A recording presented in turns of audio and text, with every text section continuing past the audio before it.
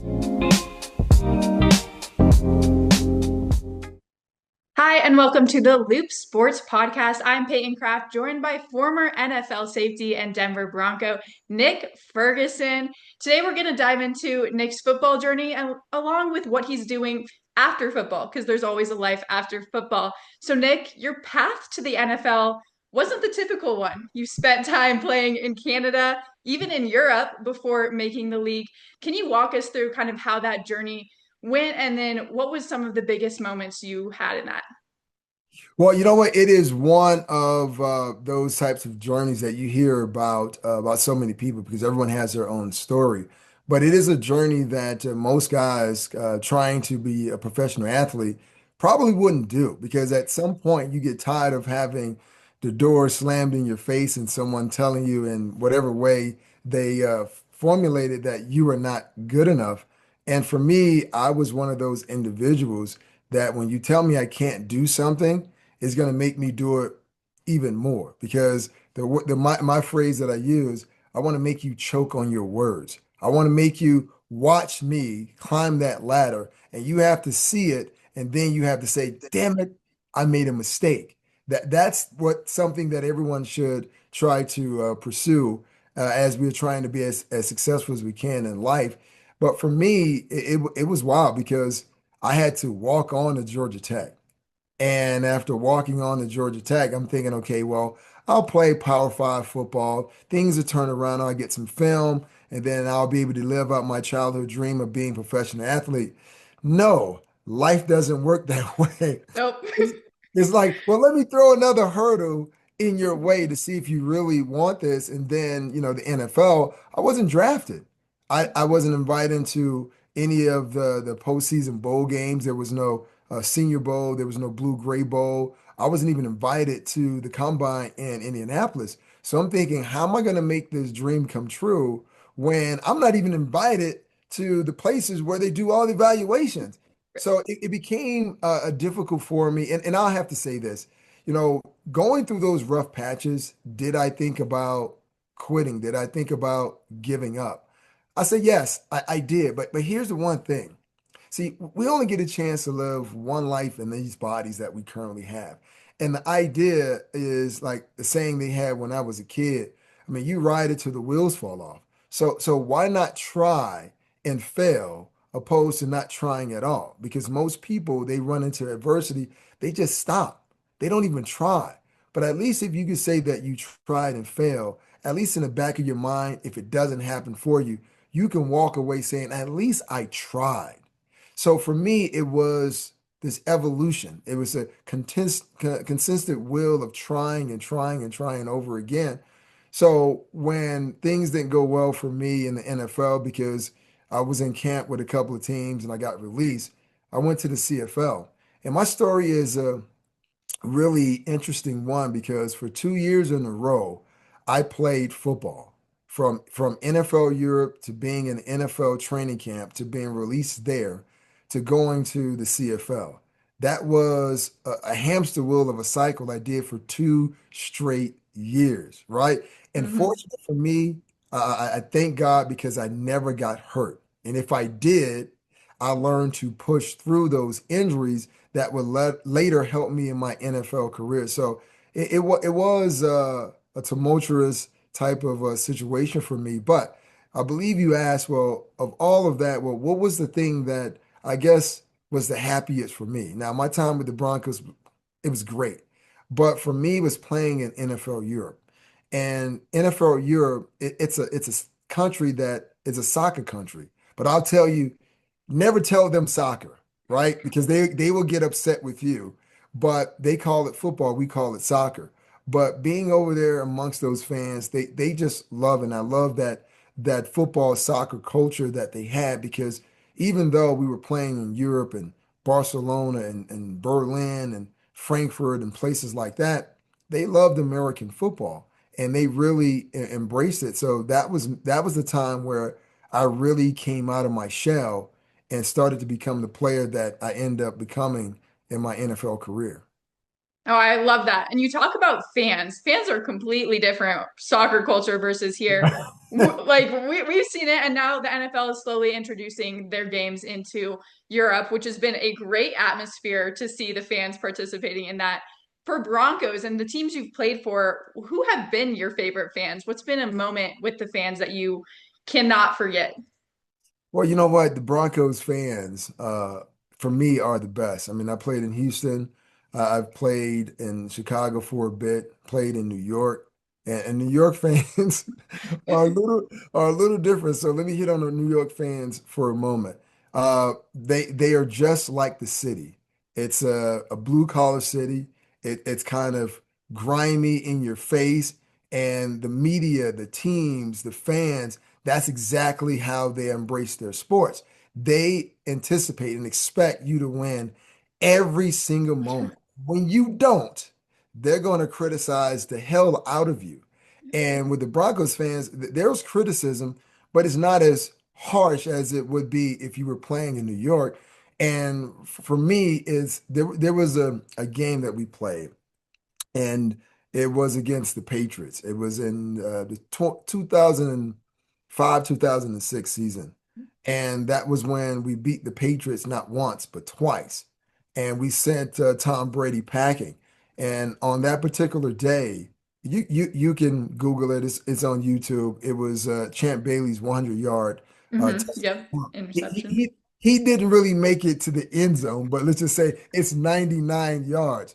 Yep. But I was a part of that play. It is still one of the NFL's top 100 plays. And I remember that game in Vesco Field because that's what it was called when I played. But it was a ruckus crowd. And I had never heard it that loud before. It was so loud that if you were standing maybe 2 feet away from me, you couldn't really hear me.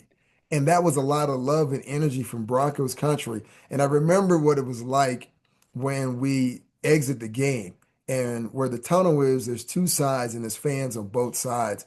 And they were going bananas. And back to my Jets days for a second, we used to have issues with the Colts and Tom Brady and the Peyton and Tom Brady and the Patriots. And it wasn't until I came to Denver that we actually competed well with Peyton Manning. We only beat him once, but with Tom Brady, we owned him in Denver, right? So anytime I would always make him aware, I know you got a lot of Super Bowl rings, but those Denver Broncos teams were hell for you. Hmm. But seeing the fans and being able to embrace that win and share that with the fans, it was so great. And talk about a high. I mean, that was a high that you didn't want to come down from because it just made you feel so great and it validated everything that you had done. And for me, it validated my entire career because it was a struggle at first, and now we were sitting right there on the precipice of being on a mountaintop. Yeah. Well, you talk about playing great quarterbacks like Peyton Manning and Tom Brady. For you yourself, what was your mental and physical preparation going into these matchups against these elite quarterbacks? Yeah, I was kind of ridiculous with it because because the game is about competition, and everyone talks about their hunger to win. So there were games where I intentionally didn't eat, right? So I'm actually playing the game and I'm starving, right? So playing with that mentality, knowing as though I'm starving, it made me play and tackle my opponents with that very hunger and desperation type of feel. And I was kind of I would say, very unique player because I would get to games like hours early where there's no one in the stands because I needed to make sure that I was there because I would always have nightmares. Hell, I even start having now about being late, right? Yep. I know exactly what dreams you're having. Yes, that's the worst kind of dream. Yeah, and I still have them now. So, in my idea as a player, if I get there early, then I'm never late, right? And for me, I would walk the field. I would walk on the field. I would kind of visualize what the game was going to be. I would walk through my assignments and try to visualize myself making plays because if I can visualize it when I'm in that situation, then I can already anticipate it and I'm already ready to make plays. So I was kind of I guess my teammates would say that I was weird. I would say that I was more unique because we all have a way that we prepare for certain things. And preparing for two quarterbacks like that, that's a lot of film study, right? I was a type of player where I didn't really go out that much, right? Some my teammates would call me a nerd or a dork because I didn't hang out. But the way that I looked at it, I was married to the game. That was my girlfriend. That was my wife. And if you are in any relationship, you got to make sure that you stay on point because if you don't, you're going to wreck that relationship. So the game was more important to me than hanging out and maybe chasing women. So for me, my preparation was similar to those guys. I had to watch the film. I had to know exactly how they planned to attack me. And I'm not saying that it always worked, but it gave me an opportunity to be able to compete, not just with those two quarterbacks, but with so many other players as well. Well, yeah, football is a big part of your life, and I'd call you just over prepared. You can never be too over prepared, and you Yeah. can definitely be under prepared. That's for sure. Right. But you talk about how it's your life, and that was your life for as 10 plus years in pros. But after that, what got you into the career and getting into sports media? How did you choose that path? Was it because you just wanted to kind of stay in the scene of football, or was there some other things you might have wanted to pursue afterwards? You know what? The thing that got me into it was hearing other former players and other people who might have gone to broadcasting school talk about the game. And I just felt as though they were not giving it its just due. And, sports talk, it's like, as my wife would call it, it's male gossip, right? Yeah. You said it's just kind of male gossip. But I was just like, well, they're not putting their stories into context. They're being negative or speaking negative narratives about a particular player. And, I remember watching because when I retired, I didn't like how my career ended. So I didn't watch football for like 2 years. And then when I started watching football again, it was sort of like Steve Spurrier. Like Steve Spurrier would always throw his hat. So I'm yelling at the TV, and my wife was like, "Why are you yelling at the TV? You know they can't hear you, right?" Yeah, yep. And she's like, "Well, you know what? Instead of yelling at the TV, why don't you do something about it?" Right? So the first step was getting into media, and I didn't want to touch media because the New York media made me hate it, right? And the way that certain people who cover the game, they made me hate it because once again, quote me correctly. If I say something, hold me accountable. But don't misconstrue something that I said and you toss it out to the audience and they go like, yeah, Nick Ferguson said this because when I was in New York City, I was asked a question about our then offensive coordinator, Paul Hackett. Our team, we had played a game and on none of the phases had played well, offense, defense, and special teams. So I was asked a question, well, you guys didn't win today, and what was the reason? I just said, we were terrible on all three phases of the game.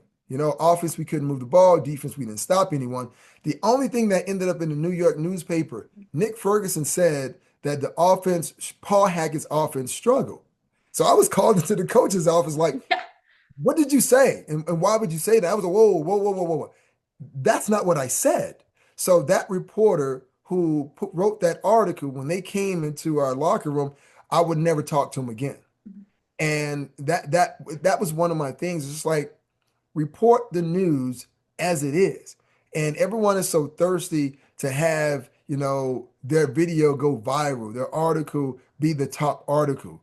And I'm like, is it worth sacrificing, your ethics for a viral moment, but then everyone has a negative thought about you? And I'm like, no. And I know we're all in this business to make sure one, we build our brand and we make money, right? We're all trying to do that. But I think there's a unique way to do it where you present the facts as they are and you let the audience, weigh in and make their determination. But you have to present it as it is, and being so frustrated and angry and looking for an outlet, I say, you know what? I have to get involved, right? And I'll tell you the first thing I did because I used to pull up my computer and I would listen to stations all around the country. And when someone would say something that I feel that I have an opinion about, or that they're not telling the exact truth about it, I'll wait for them to give the call-in number, and I called. Yeah. And I'll tell them, that's not true. You're not presenting the facts the right way. And I would put people on blast, and then, things just started opening up and working for me. And that's kind of how I got into it. Mhm. As a player, did you try to tune out the media, or was it kind of on in the background, you've heard it, or were you just completely offline? I don't want to hear what people are saying. I'm going to play my game the way I know. No, I welcomed it because everyone has an opinion. That doesn't necessarily mean that their opinions are right. Like that's the one great thing about living in this country is freedom of speech.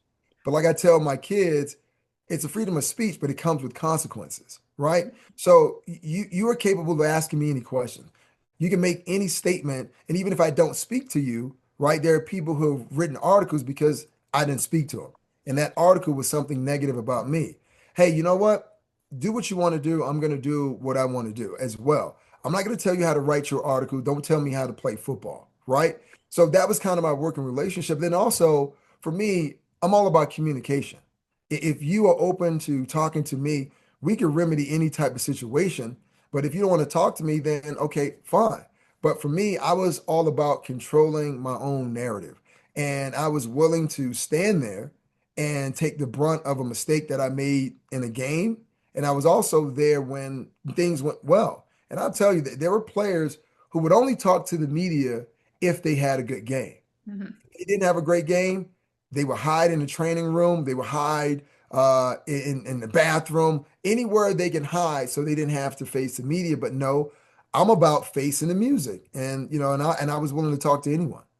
Mhm.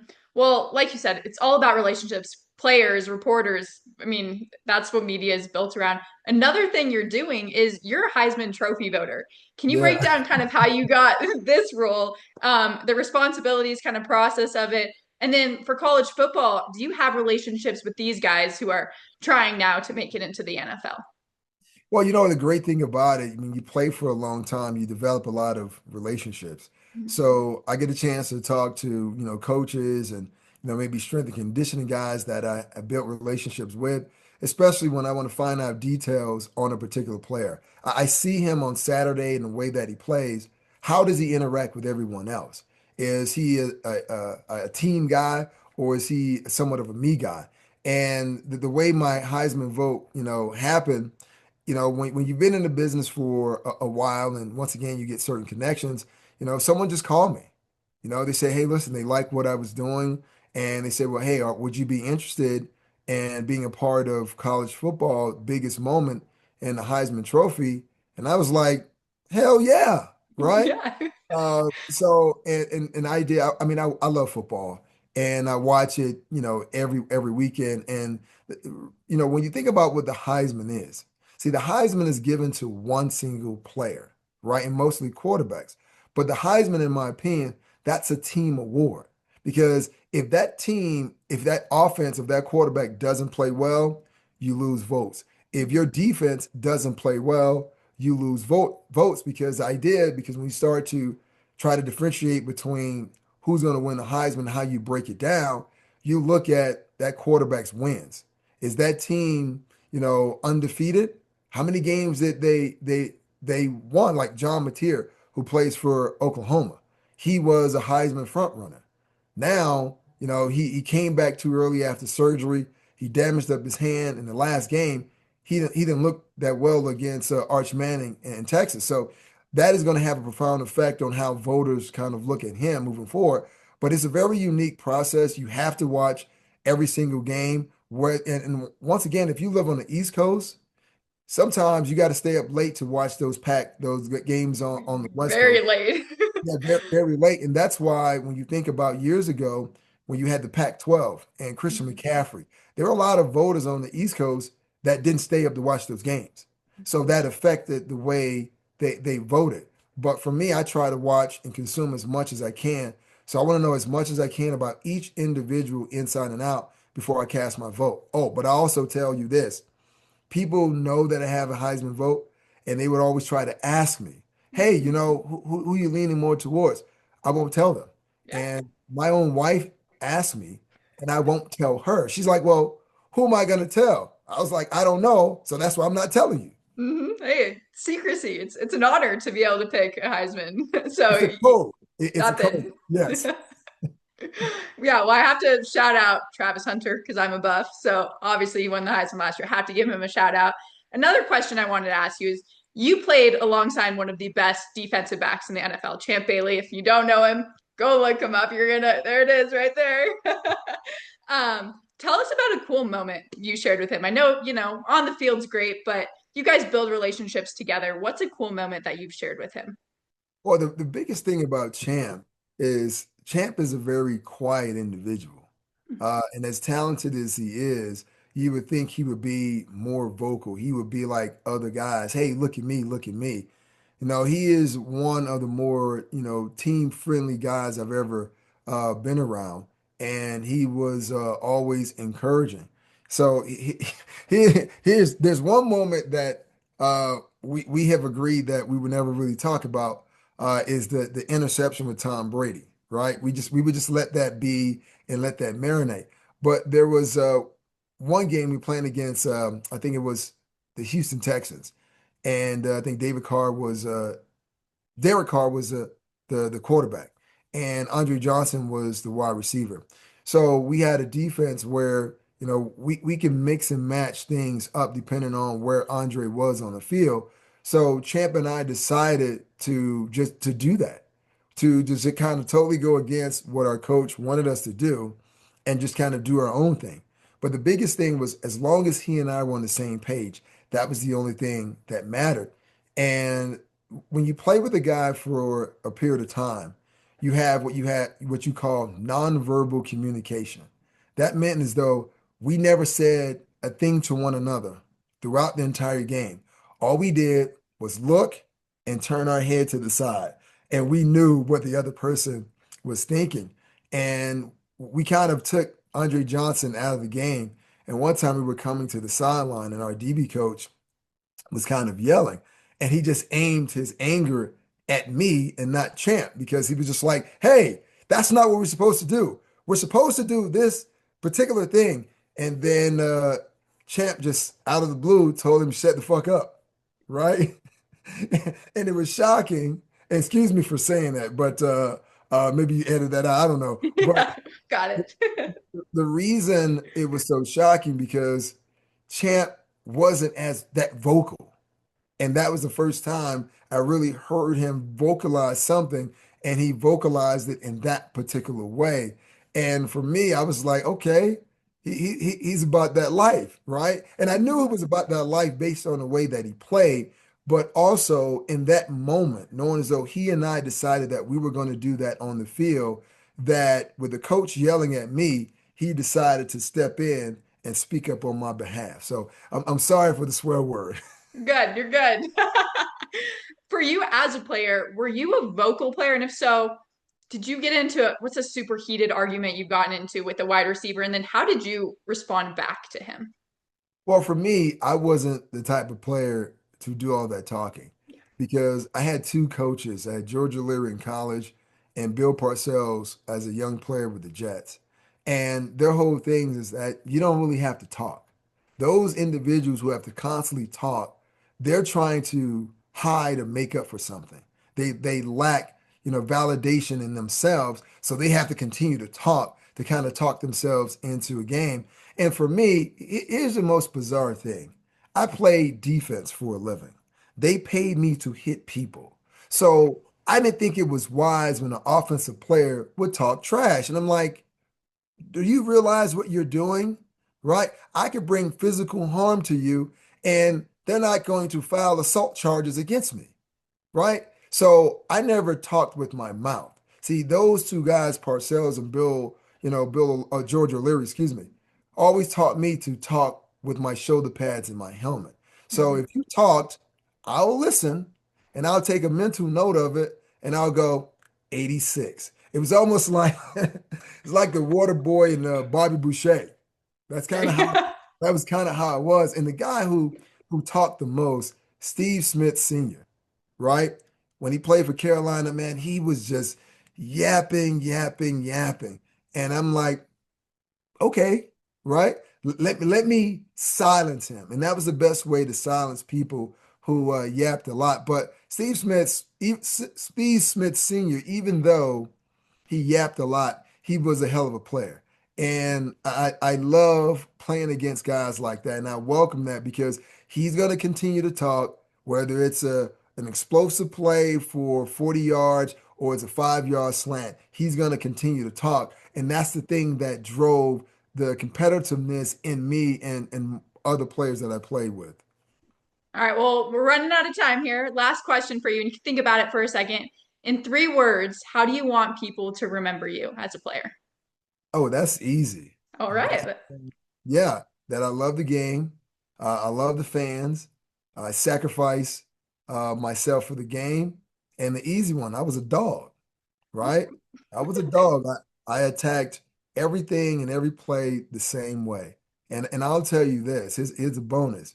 See, some of my teammates didn't appreciate the way that I practice, and they didn't really appreciate the way that I played. The reason being because the way that I practice was just like the way that I played. Champ Bailey did the same thing. And I was full speed the entire game. And being full speed, that means that someone's going to get hurt. And during my course of my career, I've hurt a couple of my teammates. And if we were in the game and someone was in my way and I was trying to make a tackle, I'm going to push you down to make that tackle. So here's what our philosophy was on our defense. It was either get down or lay down. Simply put, get the hell out of the way. So I, yeah. I love it. Thank you again for talking with me today. Again, this is the Loop Sports Podcast. We're going to have plenty of guests on, but special thanks to Nick Ferguson for being our very first guest on this podcast. And of course, go Broncos.